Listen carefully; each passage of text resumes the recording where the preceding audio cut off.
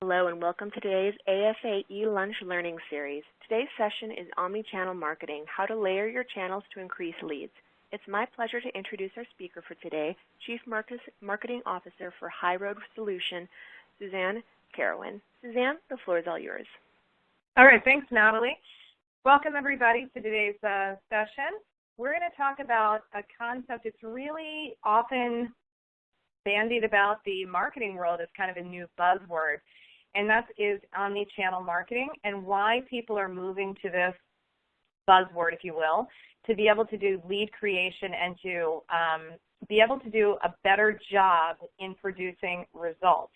And so we want to start with really doing a little bit more on the theoretical side today. I typically do. I like to do lots of examples, but I think this is one that's new to the industry, and so it makes sense to spend a little bit more time on really talking about what this is, and again, is it a buzzword or is it really a thing, right?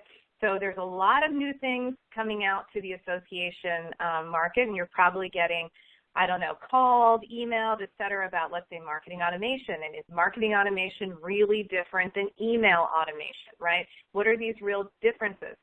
And so what we're seeing in the association market is we're really seeing the evolution and really the sophistication of the marketing side of the house in being able to get into now more nuanced types of tools and nuanced types of definitions and practices within marketing. And I say that because it's nuanced, because it's building on all the fundamental skills and tools that we know how to do, like social media, online communities, websites, email. It's taking that, and now we're starting to move forward with those pieces and, again, get nuanced into, okay, now we're not talking about fundamentally blocking and tackling. We're talking about how to optimize, so how to run a more effective offense since we're in football season, something like that.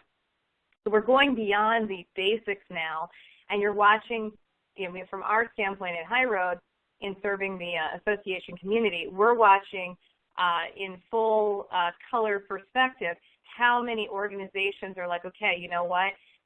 We've got the website, email, social media. We've got all of that under control. We're ready to go to the next level. Our board is asking for more metrics. Our C-suite is asking for more metrics. We need more member insights, et cetera, et cetera. And this omni-channel marketing is really the next piece of it, of looking at, okay, what is it? Is it different? How is this now going to affect my association marketing communication types of practices, departments, et cetera? All right? So that's what we're going to try to tackle today. So let's go forward and talk about, to start with, what is multi-channel marketing before we build on to what is omni-channel marketing. So multi-channel marketing is something that I am high probability making the educated guess that every organization out there is already doing. Unless you're the only organization out there who only runs, I don't know, a print newsletter that you mail, that would be one channel, and nobody has a website or a Facebook page. But that's not the case. I would, again, venture to say 100% of the associations on the call today. We're all engaged in multi-channel marketing. So, for example, there's a million different examples of multi-channel marketing. I've listed quite a few here for you, but basically a channel is a distribution, approach of trying to get information that you have at the association level and get it out to a member, right? And that's how we traditionally think about that. We use the word member. Now, I'm going to challenge you to stop using the word member, non-member, or customer, member, any of that, and instead focus first on user. Okay, so we're going to start using the term user. And at HighRoad, we actually have developed everything around that concept of the U, and the U is user. We're constantly trying to focus on being user-centric, user-driven, user approach. Okay, and that's why we call all of our educational pieces, et cetera, HighRoad U. U is nice because it doubles for university, but it's about the user, and that is the fundamental paradigm shift. I hate that term, but I'm going to use it because it works in this scenario. The fundamental paradigm shift that we're making is that we need to transform our organization to actually be fully designed around the user. Now, for many associations, that's anathema because they would say we've always been member-centric, and that's true. But now we're talking about being user-centric in a world of communication, okay? And that's different, and let's talk about why that is. So again, channels, being multi-channel is really just saying I'm using a multitude of ways of sending out my communication, my messages, if you will, to my end user. So it could be that I am using Facebook or SlideShare or Twitter or my website, my mobile app for the event, maybe my HighRoad community, maybe my other kinds of communities that I'm using. It could be my learning management system. It could be my press release system, you know, on and on and on and on, right? Abstract management system. Any touch point, any way that I'm being able to deliver information between my organizational entity and that end user would constitute a channel, including what you would say is, you know, traditional methods, direct mail. What about the fact of, you know, if I'm at a trade show and I'm trying to get my association in front of a particular industry trade show? Well, that's a channel, right? Every little touch point and inclusive of in-person to everything digital. And I think that's an even important piece in understanding as we shift to omni-channel, because sometimes we see a distinction between all things digital and then things that actually happen that are tangible, like in a live event or a direct mail piece or, I don't know, even like a tote giveaway with your logo on it. In this world we're talking about an omni-channel, that's all blended together, right? It's all blended together because the user's at the center, and it doesn't matter. We no longer care what the device is or how it is that they got the message. The important thing is we're using something to get that message to them. And if we're using a way to get that message to them, whether it's a billboard, a radio ad, a TV commercial, a direct mail piece, a banner ad, Google AdWords, you can go on and on and on, we're using that to communicate our brand and our value proposition to that user. If it falls into that definition, we need to be able to harness it, and we need to be able to understand it, right? And that's where we're going to go with omni-channel. But multi-channel, just for this, is just being able to get together a sum total list of all the ways that you actually communicate to a user. And one thing that's an easy little self-check to do with this that a lot of associations are starting to do is just take your email. Right, and if you drew the user, you drew the U in the middle of, let's say, a piece of paper, and then you started putting all of your different emails around that user to say, okay, well, which email goes to that user? You start saying, well, this particular user gets 5 different email communications from us per week, let's just say, each from a different department or from a different program. But you know what? In the end of the day, from the user perspective, maybe they're feeling bombarded by email. From an organizational perspective, you're like, well, we need to get that message out to them. And they're marketing the conference, I'm marketing our continuing education program, and the foundation's marketing something else entirely, right? But see, that's an organizational standpoint. That's an organizationally driven, organization-centric viewpoint. A user viewpoint is, wow, I just got 5 emails from across asking me for money. That might be kind of just boiling it down to the perspective that they have, right? Maybe you just disrupted them with 5 different emails asking for money, and the perception is, what? Low value for my association membership.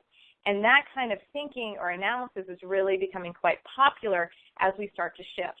So just, you know, again, multi-channel, all the different ways. So if you want to take just a list and start thinking this way and start listing for a given type of member, given type of user, right? And then you take user, and then you can say which type of user, member, donor, constituent, non-member, student member, you know, member emeritus, whatever.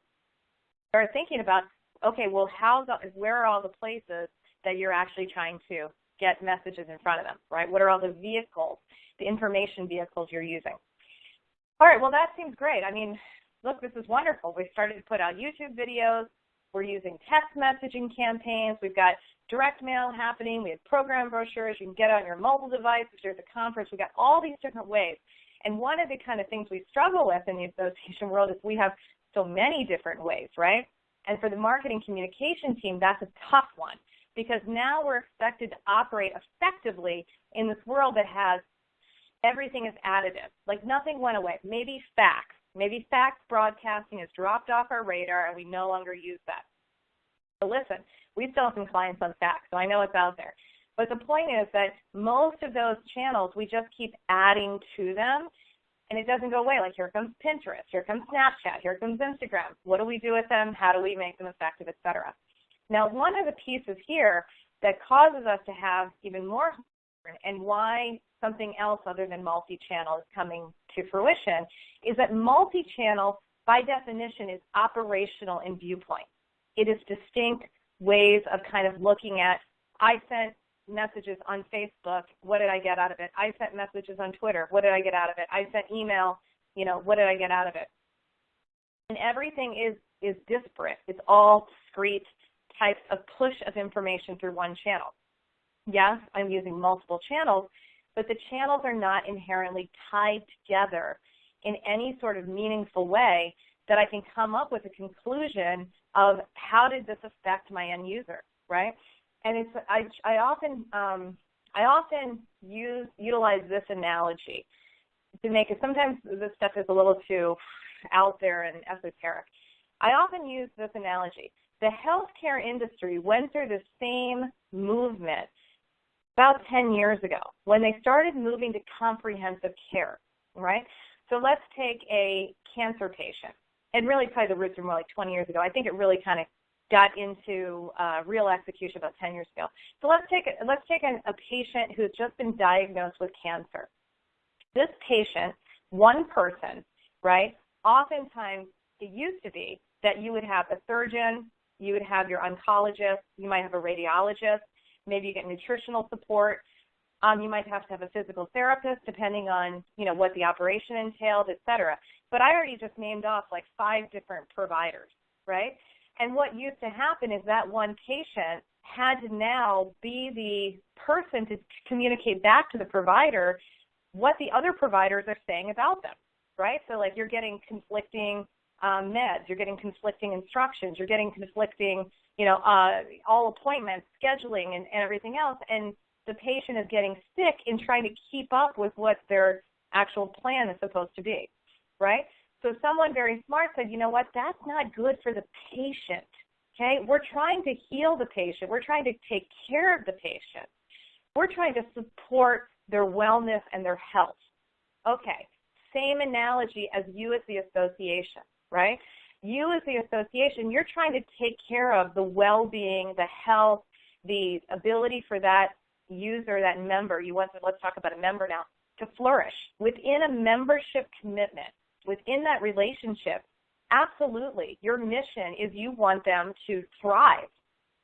So from that standpoint, why not take on that comprehensive care mentality, which is instead of having now the user have to figure out how the foundation, the continuing education program, the membership department, the publication department, the events department, how they're all interconnected and how that works for them. And they'd have to figure that out. They get 5 different emails. They're trying to come up in their head, like, what am I supposed to do with this? Who are you? What does this mean for me? And see, what we're doing is we're fundamentally going through that shift at the association business level to say we've got to provide comprehensive care, right? Which means that it's not on the user to figure it out. It's on the organization to be able to coordinate all of that and provide comprehensive care and experience to that end user. And so the name of the game is being able to provide what? User experience that's going to let that user be as healthy as they can possibly be. So the problem with multi-channel is it's too operational. It's too distinct. It's having a radiologist, an oncologist, a surgeon, a nutritionist, etc. And none of that group together, they don't work together as a team. That's what, it's too operational. And it means I'm going to get, right, a bill from each one. I'm trying to figure it out. I have to do metrics on each one. I have to figure it out. No, we want one team fully focused on providing a coordinated, consistent experience for that end user that's going to have the benefit for them and provide that value to allow them to do more, right? That's the nature now of the value proposition, really, of membership. Now, the onus is now on the organization to be able to structure itself to be able to do that. And the reason that you see organizations moving from multi-channel to omni-channel, sometimes called digital transformation, by the way. That's another kind of buzzword out there. But when people say digital transformation, they're talking about the movement of moving to everything is user-centric.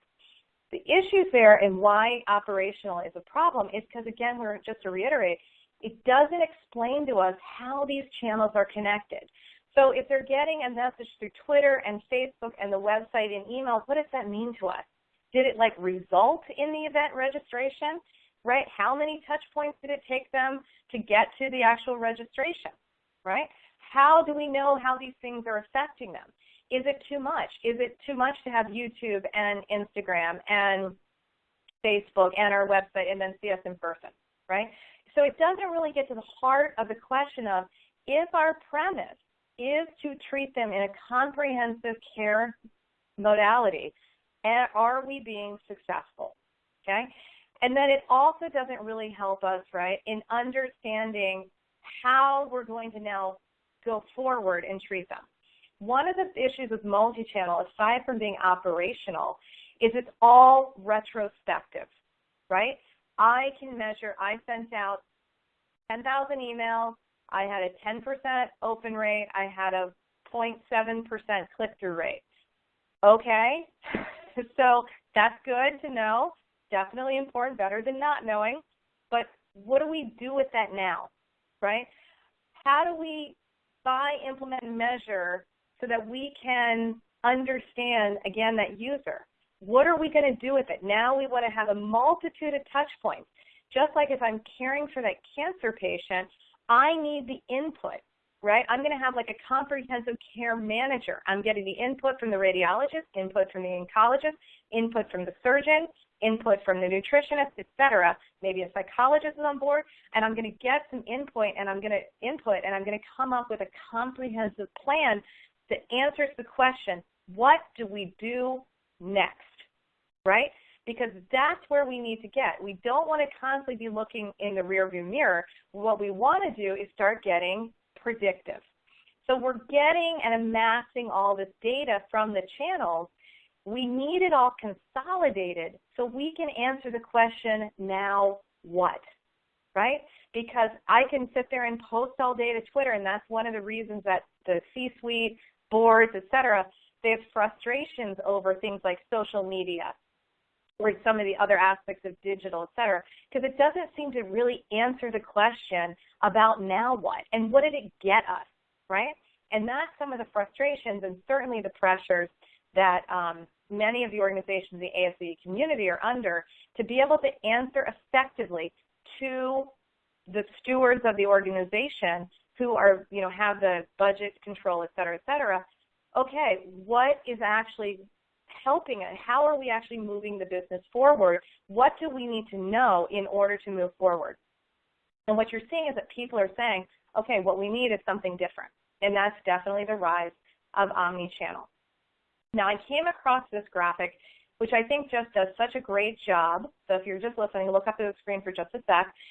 It does such a great job of explaining multi-channel and omni-channel, right? And you see in the multi-channel world, each time I go to communicate with that user, it's this, it's bidirectional, but it's a tunnel, right? It's not interconnected. It's a tunnel. If I move over to omni-channel, you can see that, again, where's the U? Right dab smack in the middle, and everything is orbiting around the user, right? And because that's who's important. So everything has been restructured in the business to put that user right there in the middle, the heart of the whole system. The whole purpose for us designing any program, etc., starts with what the user needs, wants, doesn't know they need, but would help them, that type of thing. We start right there with the user. So fundamentally, if we're saying, okay, how should we structure our membership services support center? Okay, well, what does our user need? Who is our user? Who's our future user? What do they think about it? What will they know? Fundamentally, if we're going to put up a new website, a new e-commerce approach, and understanding an email, what's that going to be, right? Well, we can't answer that question. We don't start our discovery process and go through the organization to say, okay, well, tell us, department, what do you want on the homepage? No, none of that is important. What the organization wants is one thing. What the user wants, needs, is another. There is a crossover in when we're trying to actually project and predict out there and create demand for a product that the user doesn't know that they need now. There is that aspect. We're not going to get into that, but that's something important to know. Different conversation, such a good one, right? Because we also want to be careful, and I just named that because we can get too focused and just saying, the user said they want that. We are going to give them that, but we're not doing the extra step of trying to understand and predict for them what's going to be good for them too. And that's part of a brand and a creation of products that creates demand and continues the health of your own association. So you don't want to get stuck either in just fulfilling current demand, because what happens is that from a corporation perspective, you usually go out of business because you're not looking ahead and evolving to what a market might need. So you have to take that in consideration. That's why you got to look at the member satisfaction surveys, because they're telling you one point in time that's how they felt, right? But they might completely have missed the opportunity of something out there. Like no one knew that they needed an iPhone or an iPad. Nobody knew that, especially iPad. Nobody even knew such a thing existed, or an iPod. No one knew that existed. Apple saw a hole and they filled a need and they created demand. Okay, so that is still a piece of it. So that omni-channel perspective of bringing back and really understanding the user so well allows you to make those projections, etc. Now, one thing I'll note with that, this omni-channel world is why you're hearing these other buzz phrases come up, etc., like persona development and buyer's journey and lead scoring, etc. Those are all natural outputs from the omni-channel mindset, because they're tools to help us understand the you. They're tools to help us understand the user, right? So those are methods and techniques to be able to understand the user. So if you're hearing that from your web development firm and you're also hearing it from your marketing automation firm, you're hearing it from, your email marketing firm, it's all that's where it's coming from. It's that ability to move to the omni-channel mentality, right? And there's a piece there that really needs to fundamentally be in place. Now, just take a pragmatic pause. Could you go ahead and do you really need to have personas, or could you just plow ahead and continue to do it? Because we haven't had personas in the last 20 years. We haven't been doing this. Why do we have to do it now, right? And it's true. You could. You can just continue to blast email everybody. You can continue to just post, tweets out there and be generalized. Of course you can, right? Will you have a modicum of success? I would say yes, right?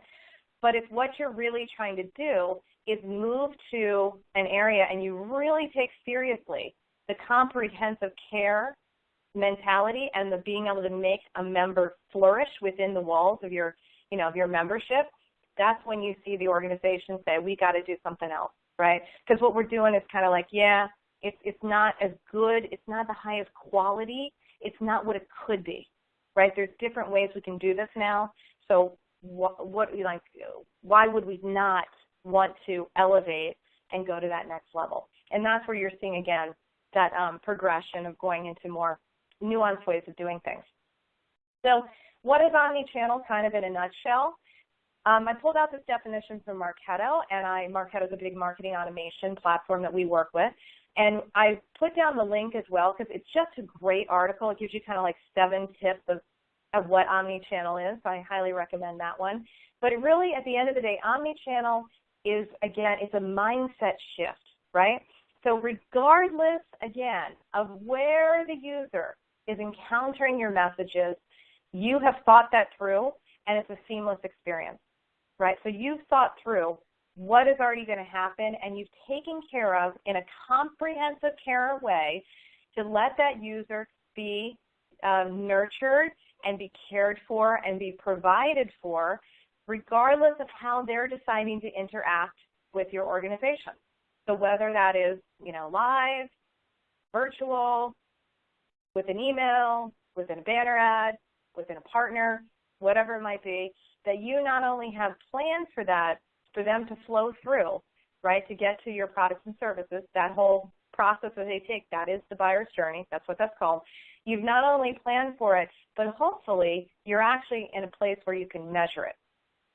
So on that note, let's go ahead and move forward and say, what do we need to do that? So let's say that we want to create this omni-channel approach, right? This, like, we look at that diagram and we go, I love it. I want that. Okay, so what do we need to get there? It doesn't happen overnight. It for sure is a progression. It can be a crawl, walk, run scenario, sure. But I think what we hear all the time, and the thing I'd caution you about, is don't take too long in the crawling stage, because most organizations with whom we work have been crawling and walking for the last, 5 to 7 years. They're really ready to now move from the walk to a fast walk, perhaps, but they're ready to run. They're ready to run. It's just the confidence and the mindset and some of the extra support needed on the techniques maybe and the guidance to get them running. But I think that organizations often think they're farther behind than they are, and they actually are very self-deprecating and self-limiting, right? And I think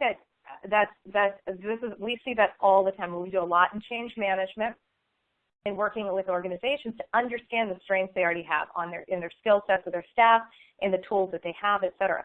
Like I said, for the most part, most organizations have the tools that you need. They're just not bundled together, and they're not kind of being utilized in this omni-channel approach, right?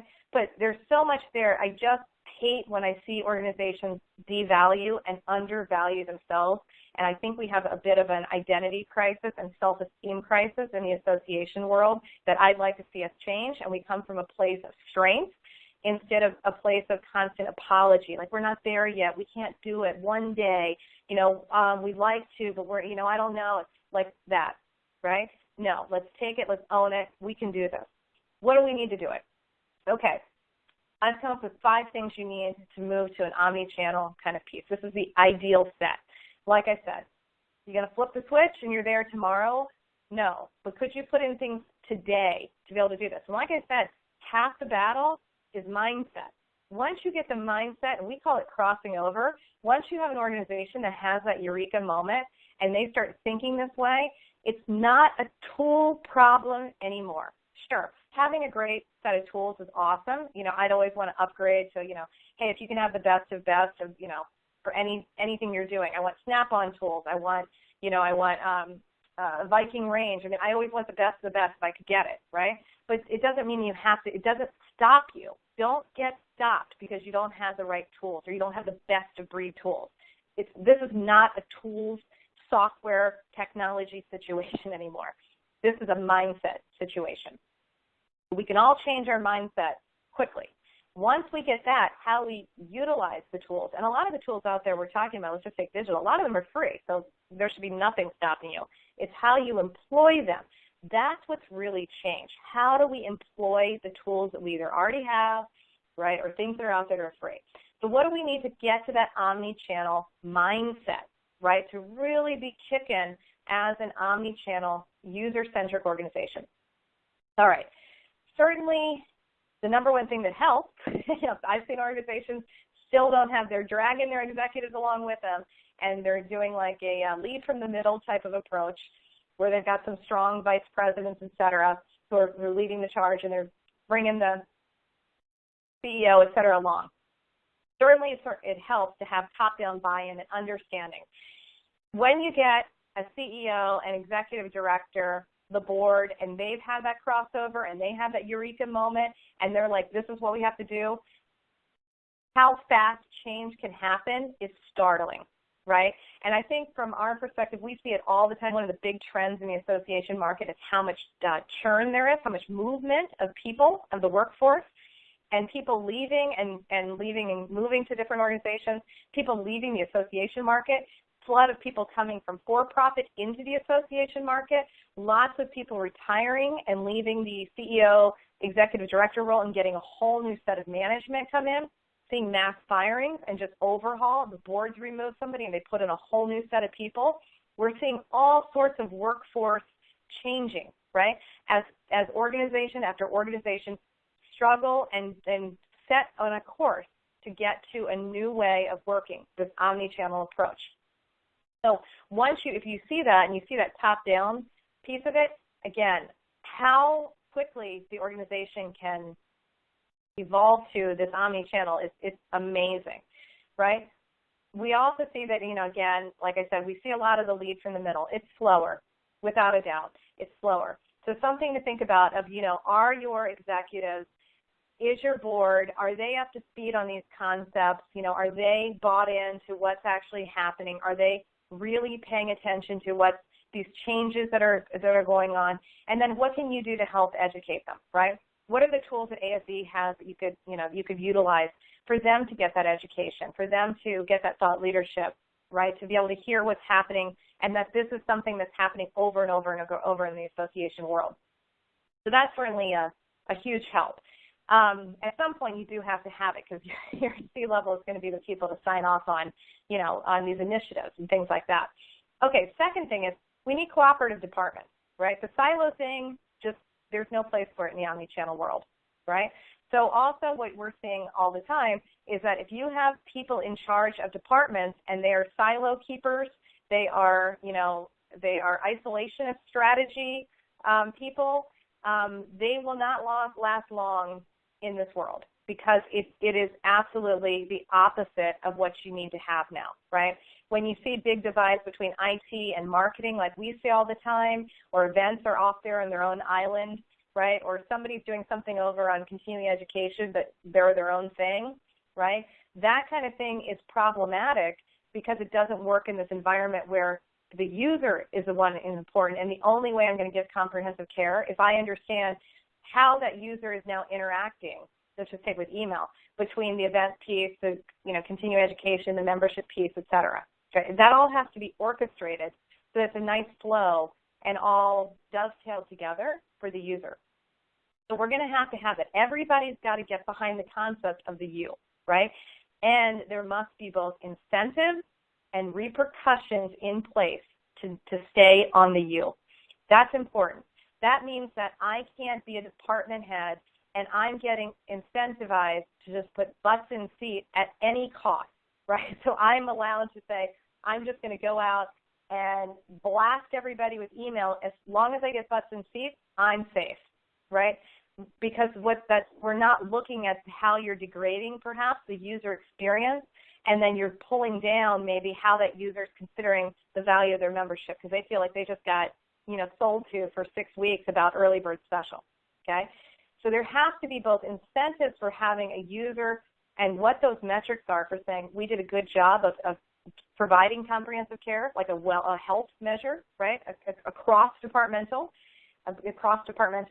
And there also has to be repercussions in place for not abiding by that, which means that we're now fully cross-functional, right? Fully cross-functional approach in our programs, in our promotions, et cetera, of how we're going to treat the U. Okay? Third, it would be great if all our systems talk to each other. So ideally, why there's so much talk now so in the world of marketing automation is where HighRoad sits. In our world, people have long had Facebook, Twitter, social media, keyword, website, email, landing pages, forums, all of that. That's not new. We've all been doing that for years and years and years. What is new is having one system that combines all that in one platform, and it's already combined, it's already measured together. Okay, that's new. But ideally, that system, or whatever set of software that is, the system's there, and I mean including the phone system, right, the catalog system if I'm doing like actually still print mail or print distribution of books and things like that.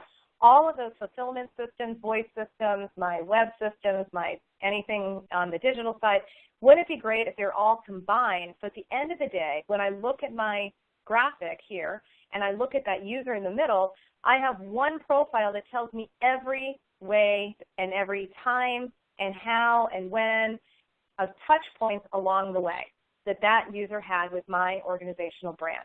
That's what everyone's going for, okay? So that's why you're seeing the consolidation of a lot of these, different little channels into one platform, because we're just trying to consolidate down systems so we don't have, instead of having 35, we have like 5. Okay, so that's why you're seeing that movement in the technology world. Of the consolidation of systems is a big one, right? A huge one. Many of us use Hootsuite for social media. Why? Because it combines in, Twitter and Facebook, et cetera, into one thing that I can control rather than going to each individual social media channel. We're just seeing that in larger and larger scales, okay? So that's why you're seeing that. So certainly having systems together, but at the end of the day, by hook or by crook, if we can get that data from each one of these touch points, we could manually, if need be, create a comprehensive composite profile, much like the case manager would do on an actual health patient, to be able to understand that user in a really comprehensive way. Now, one thing that's different with Omni-Channel, or where people, it's not different, but people want more. They want more data, not less. So now that's why they want to understand now the preferences, what that user might be thinking, what influences the user, right? What does the lifestyle look like of the user? Because if I really want to take care of that user and treat them in that kind of patient way and give them the best care ever, I need to understand how they're going to react to certain things, right? What's going to resonate with them? What's going to be off-putting? How can I situate our message to be able to match up with what they need? Okay, and that's important. So that now is collecting even more data. And if you go out in the corporate world and you look like big tools like SAS, things like that, that are really working, that they work on things like sentiment analysis. So they're trying to scrape the whole social web and compile all this data to understand how you felt at that moment, right? What's my sentiment? When you put in your membership ticket, when you email member support, were you angry? Were you happy? How did that make you feel, right? And they're using that data, even more data, to be able to, again, project, okay, well, what does that mean for future membership renewal? What does that mean for who's likely to buy, right? Those types of things. So that's all happening way out there, and all that technology is out there. It's a matter of how do we start even going down that path to get there.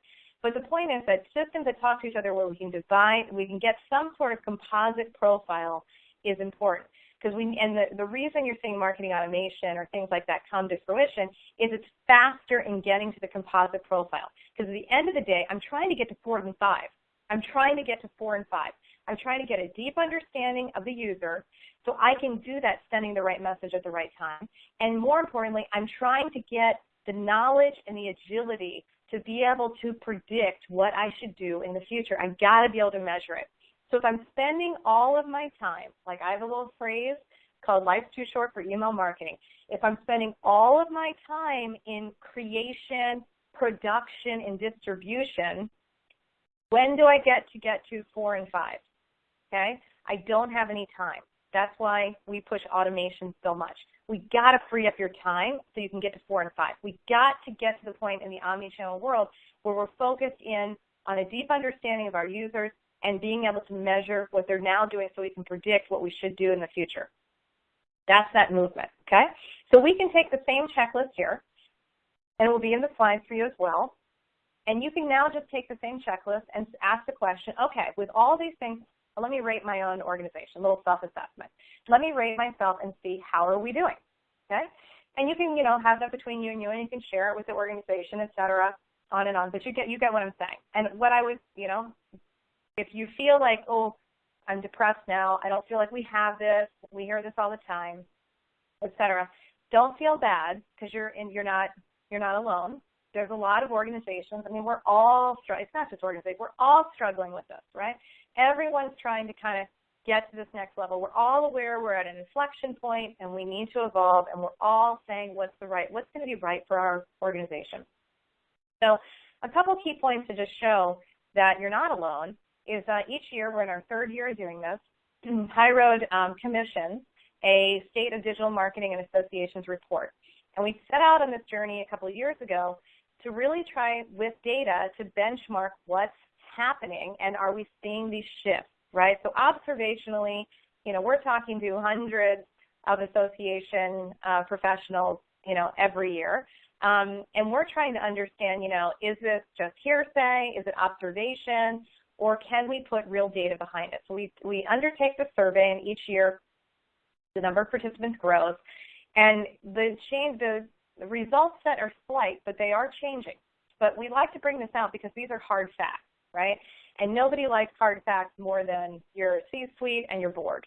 So if you want to say, okay, are we changing, and how are we thinking about ourselves, I've pulled out two kind of diagrams to help you articulate that and to help in the self-assessment process. So one of the things that we ask is in your digital marketing portfolio, what are all the channels that you use, okay? So we ask that. So you can see we list a whole number of channels. And what we're really looking for is what's changing over time. And really we situated on purpose to have the first thing up there to be email. Because we already know that organizations use email more than anything else for their communications. And what we did by design is put all the stuff that has to do with really email and web at the top, and then be able to put the things that are starting to go into more out there that most organizations are not doing that we know observation, we put those at the bottom, okay? And what we're really trying to do is measure over time. We don't expect the email newsletter piece to change at all, right? Email newsletters are just evolving to be more dynamic and hyper-personalized, but we don't see that one changing. It's a big member benefit, and we expect that to stay. What we are looking for is that bottom, maybe fourth to one-third bottom of blog down, of starting to understand, are we seeing these change over time? What's happening, right? Because it starts saying, are we going to put investment other places, and then are we going to pull back because we're like, oh, it doesn't work, or what's going on with that? And I say that because when we get into Omni-Channel and we start understanding, we got to get out in front of users who don't know us at all, and we got to start really aligning to the buyer's journey of how people will come to us in order for us to sell them a membership, in order to sell a registration. You start looking at the bottom here, and you realize that we are in a market that is slowly shifting to understand we have to go do lead generation, and we need to grow. And when you see the top part, you're in a very high retention model. Email newsletters are typically used from a retention standpoint because most organizations don't have a free version. So if we look at the bottom, that's what we're looking for. And back to going to Omni-Channel, it's a good self-check. Because if I'm Omni-Channel and I should see a good amount in, let's say, banner ad purchases or Facebook advertising or content tagging. Why? Marketing automation. Because they're predictors that I'm trying to collect that data and treat that user as they're going through their buyer's journey, right? So I'm understanding that I need to change what I'm doing and flex to what the user's doing from an organizational standpoint, and I need to be able to do that as quickly as possible, and I need the metrics back to understand who to target. An interesting way to do that.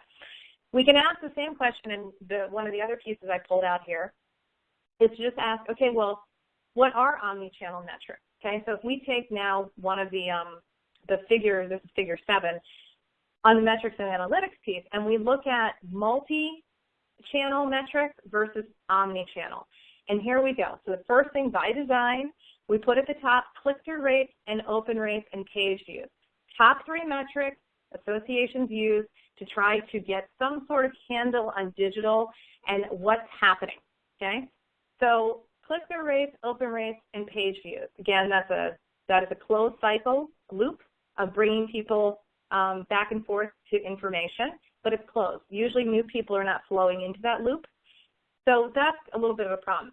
But you can see if your metrics you use are open rate, click-through, and page view, and that's how you report them, do you see how that's multi-channel and operational? Because you haven't told me how they all combine together, right? That doesn't tell me how my comprehensive care is, right? That's like getting back my health reports and saying, you know, their body weight is this, their blood cells T4 count is this, right? And then their mental state is this. And I get 3 different reports. If I don't consolidate those reports together to get an understanding of what I need to do now, I'm not really going to be able to provide the right diagnosis, right? So those 3 together, nothing inherently wrong with them. Unfortunately, they're just too operational, and they don't really tell us much. It tells me something, but I don't have a result. I don't have I don't have a conclusion as to did it work. If you look way down about, again, 3/4 from the top down to conversion, conversion is the omni-channel metric. Conversions tell you that this person took some series of steps and then they took the action we wanted them to take. Now we have what we're looking for. We want to know from all these channels, what is the set of steps that they took, and then what did it take for them to make the decision we want to measure, right? So what did it take? So the person went into remission from cancer. Great. Now, what was the combination of drug therapy, nutritional therapy, etc., surgical procedure that gave us that result? That's what a conversion is, right? That's an omni-channel because it has to be an amalgamation of different pieces that came together to get that person to take the step that we want to measure, okay? And the conversion, again, is your definition. It could be they became a member, they registered, they signed up for a newsletter, you got their email. It can be a bunch of different things, but regardless what it is, it's not one thing. It's a combination of things to say, we did that and we got the result that we wanted. That allows us to study it and then say, how do we get that result again? Okay, so for the next patient, when we do that, why don't we put that into a protocol and we try that same method one more time? That's the idea of being able to get into that omni-channel mindset and being able to apply it. Now, putting it all kind of together in our last couple of minutes together. That idea of layering, right, and that's what we're going to call it, layering together all of these different ways, whether I'm talking about drug therapy, surgical procedures, nutritional therapy, physical therapy, whatever. It's the same as saying, what's my layering going to be? My website, my email, my live event, my postcard, etc. I'm layering together all of these different channels that I've interconnected, right, so that I can get that user to get to conversion. And that's that user-centric model of layering, right? So we use a diagram that looks like this. No surprise, who's in the middle? The user that we love. And it helps us to always stay focused on the user and looking at, again, okay, so what are all of the events, what are all of the touch points that are out there that we're going to interface with that user? And how are we going to employ them in the right amount, the right dosage, if you will, the right sequence, so that we get the optimum response and we are fitting together with their timing that they have.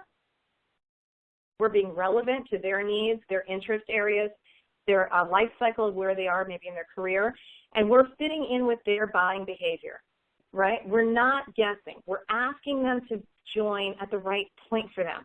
We understand they're looking to join. We're seeing that from the data. Now we're asking at the right time. We're understanding that it looks like they're shopping to register for an event. Now we're going and doing the ask at the right time, right? All of that stuff is that user-centric model of layering. And so now it allows us with that diagram to sit back and say, okay, what's the combination that we need to use that they're going to move through, and we're going to be able to get in front of them or lead them through that journey to give them that really luxurious, cared for feeling about how they want to interact with our brand. That's going to put our brand's best foot forward. And one of the ways to do that is to think, I used this is from that same Marketo article that I referenced before, but it's such a good graphic and it just goes with it. I thought I'd put it in here. One of the ways people are layering is, again, looking at a consumer model, so think of it the same way, and start with the start point of how do they find you. So I take membership all the time on this one. Excuse me. How does someone know that they should be thinking about getting, continuing education credits for, their CPA through your organization when maybe, they Or how do they even know they want to become a CPA? Let's take that example. When they don't know that you exist, right? They have no idea. How do you do that? So you have to start saying, where's the touch point? How do I get in front of them? Okay, some of them start on a smartphone. They start on a tablet. They start with, and then in there, they start by Googling. They start by getting a retargeting ad because I went to some other similar site. Any of those types of things, we have to start thinking through what are the touch points? Where did they start when they started their search for us? Or how did they come to know us, or how can they come to know us, right? And I really emphasize that point because so many organizations are trying to grow and they have the almighty, like, we need millennials. Okay, well, we got to probably back it up before email and before the website and say, how do we start there? What's going to be my buyer's journey, right? What's their cycle? What device are they using? What's the right message? Where are they? Are they on Instagram, et cetera? How can I get in front of them? And then now what? They clicked on something on Facebook. It took me where? Then once they got there, then what happened? Okay, did they sign up, or did I immediately just sell to them? Or did I say, hey, sign up for our free newsletter, right? People like you, sign up for the free community. What have you? Sign up to take a benchmarking survey to see like how you compare to other people in the same profession for career, for a salary, something that interacts with them. And then what, right? And see, every step along the way, I'm saying, and then what? Finally, there's some point that we want them to take. We want them to, let's say, become a member. Okay, so how do we keep getting there and we get to, and then what? And that would be our conversion. So we're going to go through and pick and choose all of those different layers and then the message, because we're understanding the user, and design that whole process, okay? That's the goal. That's how we layer it together. Now, I'm going to leave at the door of conversion into the next thing, because our associations are super strong, knowing what to do once they become a member, knowing what to do once they become an event registrant. Super strong there, right? Really, where we're getting asked to consult all the time now is on the how do we get them to conversion, right? We're unclear on this in this kind of digital way and putting it all together in an omni-channel way. How do we get them to, right, to get to the point where they really become a customer to you? Okay, so having said that, one kind of last cross-check, or kind of self-check. So these are kind of some of the fundamental questions I'll leave with you about thinking about your own layering and cross-checking where you are in today's world with what we're talking about. So ask yourself kind of these fundamental questions. Do you have a plan? Do you know how to measure, right? Have you thought about, have you spent money on how you get people to your website, okay? Or is all of your kind of marketing communications start with email, or start with they're already on your site, now what, okay? So if we want to say, have we thought through how we get people to our website to begin with? We really understand that from an omni-channel perspective. Secondly, how do people sign up for your email newsletter? And I pulled that one out specifically for our association market because it is so email-centric, and so often email is only for members. So once I'm in the vaulted gated garden, I get the good stuff. But what about before that? So a lot of people are trying to do lead generation, and what better way to do that, what many, many organizations do, is they use email newsletters to capture that email address legally, right? So how do people sign up for your email newsletter? So if you're not using a sign-up widget, you don't have a non-member version of your email, and you don't have that sign-up widget within Facebook, and like you're not tweeting about it, it's not on Instagram, it's not all over your site, you don't have banner ads, probably missing a chance to be a little bit more omni-channel and get people to conversion. And the third piece is, how do people go through the interactions to get to the conference and beyond? These, I think, are 3 great case studies to help you flesh out in real form to get to that omni-channel mentality. So when I go in and I'm consulting, I say, okay, let's talk about event marketing and promotion for your conference. And I hear this all the time. It's like the classic event marketing plan. We have 3 emails that we send, and then we do 15 Twitter posts, et cetera. And it's like this prescribed piece of it. Like you only get 3 emails. That's all we can get is 3 emails. But it's 3 emails to everybody, right? But if we don't really have thought through all the interactions across, right, search, banner ads, all these things we just said, all these channels, and we don't really understand what we're doing, and we're not really have defined the user, and we're really not understanding the user path and layering it to get to conversion, we're probably missing out. And conferences are just a really easy tool for understanding how that works and how the departments work together in the whole bit, because it requires a bunch of different people, a coordinated effort to really do it well and effectively and get the data out that you want. Right? So a couple little things there. They're good use cases and good little discussion points at the water cooler, et cetera, to talk about and saying, you know, are we omni-channel? All right, so in conclusion and wrapping up, you know, here's the big pieces I want you to hopefully take away. Hopefully you are with me and you're understanding that omni-channel is a mindset. It really is a shift in thinking more than, you know, just a new software product or a bunch of tools or it's just a buzzword. It's really an approach, right? And so fundamentally understanding if we have to put that user at the middle of everything we're doing, program design, curriculum design, membership design, right, exhibitor design, sponsorship design, if that's the case, what kind of effects does it have on our business? Structure, budget, workforce, metrics, incentives, repercussions, the whole bit. And you can usually see that's why it's called disruption. It's disruptive. Most organizations do have to change some business approaches and business structures to really get to an omni-channel approach. Third thing, you definitely need different metrics, right? We talked all about conversion. We're letting go of the operational, discrete kind of measurements, and we're going to one that is kind of an all-inclusive, tells you more about the experience, or at least gives you an aggregate metric to understand what's working, right? And by the way, conversion is typically tied to revenue. I should not fail to mention that. It could be like our conversion was we just wanted them to get signed up. Typically, conversion is tied to revenue, right? So we're saying, what did we have to spend to get them to convert? How much money did we put in digital advertising to get them to spend, you know, $1,000 on event registration? That's usually what we're looking for. And lastly, thinking through that digital ecosystem, doing kind of all these self-assessment exercises we did for you to think through the digital, your own digital ecosystem and start thinking about it from a different way, seeing where you know, what can you do today, and then where, you know, setting out a roadmap for how you want to grow into this kind of system that's all interconnected. With that, I want to say thank you very much. Here's all of my contact information, and like I was telling you before, we have tons of information on our own educational site at highroadu.com. We have webinars every Friday, and we provide a whole lot of CAE credits, so we hope to see you there. All right, thank you so much, Suzanne. So I just want to let our attendees know that if you have any questions for Suzanne, go to the Q&A tab at the top of your interface, type in your question, and select Ask New Question. So I'll wait a couple of moments to see if those come in. All right, and it looks like we don't have any questions, so I'm going to go ahead and close us out.